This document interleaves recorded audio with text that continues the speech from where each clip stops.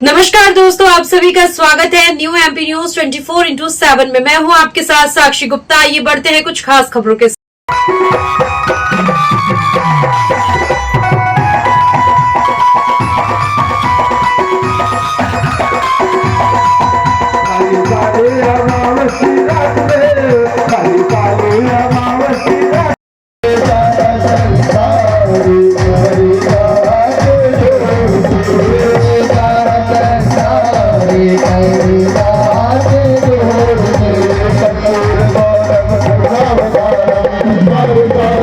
मां राज राजेश्वरी नमामि देवी नर्मदे मंदिर ठड़ारी में चल रहे मां नर्मदा पुराण में आज तृतीय दिवस कथावाचक प्रदीप कृष्ण शास्त्री ने पत्रेश्वर तीर्थ और अग्नि तीर्थ के बारे में विस्तार से वर्णन किया।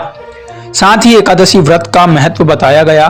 साथ ही भक्तों को भक्ति से जोड़ने का ज्ञान मार्ग और प्रेम मार्ग बताया गया। साथ ही भक्तों ने आज मां काली की झांकी के दिव्य दर्शन किए। आज भक्तों ने हरिनाम संकीर्तन करते हुए धर्म लाभ प्राप्त किया। कथावाचक परम श्रद्धेय प्रदीप कृष्ण शास्त्री ने बताया कि आगामी 26 फरवरी को महाशिवरात्रि पर 12 ज्योतिर्लिंग का पूजन अभिषेक और रुद्राभिषेक किया जाएगा। कथा में मुख्य यजमान पंडित गिरीश कुमार तिवारी द्वारा मां नर्मदा की दिव्य महाआरती की गई। साथ ही छतरपुर के नर्मदा मंदिर में चल रहे मां नर्मदा पुराण कथा में नित नई कथा में श्रद्धालुओं को भक्ति मार्ग से जोड़ने की नित नई अनुपम कथा सुनाई जा रही है। क्या क्या भक्तों को बताया गया? आज जो है पत्रेश्वर तीर्थ का वर्णन हुआ और साथ ही अग्नि तीर्थ का वर्णन हुआ, फुकर्रा मठ का वर्णन हुआ। साथ में माता महाकाली की दिव्य झांकी के सभी भक्तों ने दर्शन किए। एकादशी फलश्रुति सबको बताई, व्रत का महत्व बताया कि एकादशी का व्रत कैसे करना चाहिए, एकादशी व्रत के क्या प्रतिफल हैं और व्रत के क्या नियम हैं, वो सब चीज़ें बताई। और साथ ही भक्तों को भक्ति से जोड़ने का ज्ञान मार्ग और प्रेम मार्ग से दो प्रकार से भक्ति। जिन्होंने ज्ञान मार्ग से वेद पुराण शास्त्र गीता महाभारत इन सब चीज़ों को पढ़ा है वो ज्ञान मार्ग से जा सकते हैं भक्ति की ओर।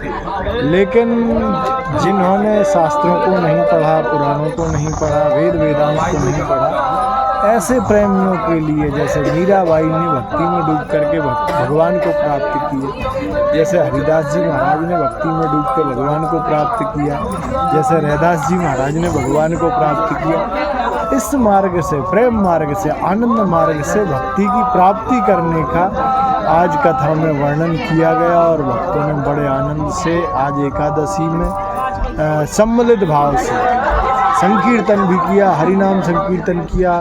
बड़ी संख्या में भक्तों ने दीपदान किया, अभी रात्रि में भी दीपदान होगा। और आज से 12 ज्योतिर्लिंग बनना, निर्माण होना, मिट्टी के द्वारा 12 ज्योतिर्लिंग बन रहे हैं इस स्थान पर। तो आज से ज्योतिर्लिंग निर्माण कार्य भी शुरू हो गया है। महाशिवरात्रि के दिन 12 ज्योतिर्लिंगों का मिट्टी के द्वारा जो बनाए जा रहे हैं उनका बड़े विधि विधान से महाअभिषेक होगा, भस्म आरती होगी, भगवान महाकाल की महाआरती होगी और दिव्य परमानंद को प्राप्त करेंगे। समस्त भक्तजन इसमें बड़ी संख्या में आ भी रहे हैं, आनंद को प्राप्त कर रहे हैं और माँ रेवा की सेवा में बड़े आनंद से भाव विभोर हो रहे हैं। कई भक्त ऐसे आए कि जो माँ नर्मदा के प्रभाव को नहीं जानते इस पुराण के माध्यम से, क्योंकि रेवा खंड से छतरपुर की दूरी काफ़ी है, तो माँ रेवा के प्रभाव और प्रताप को नहीं समझ पाते हैं लोग। तो इस पुराण के माध्यम से तिवारी जी ने इस क्षेत्र के, इस धराधाम के सभी भक्तों को माँ रेवा के प्रभाव को समझाने का, माँ रेवा के प्रभाव से जोड़ने का प्रयास किया है। जय श्री राधे, नर्मदे हर।